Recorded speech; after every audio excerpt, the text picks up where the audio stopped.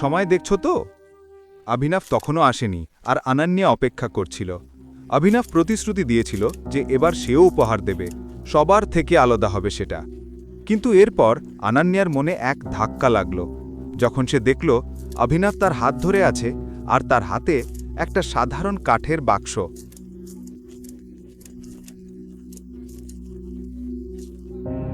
এটা কি অভিনব? অন্তত বাক্সটা গিফট র্যাপ করাতে পারতে। আরে আমি তো র্যাপ করাতে চাইনি,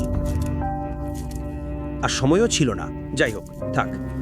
বাক্সটা কেমন দেখাচ্ছে তাতে কি আসে যায়? ভেতরে কি আছে সেটাই তো আসল ব্যাপার, তাই না? এবার যখন সবাই ভাইয়াকে উপহার দিতে শুরু করবে, ওই বাক্সটাও সেগুলোর সাথে রেখে দিও। আমি আর কোনো নাটক চাই না, আমি ক্লান্ত। ঠিক আছে, যেমন বলবে। সানি সিংয়ের বিশ্বস্ত বন্ধু চিরাগ সবকিছু লক্ষ্য করছিল, আর অভিনবকে অপমান করার এই সোনার সুযোগটা সে হাতছাড়া করতে চাইল না। এখন বেকাররাও পার্টিতে আসবে।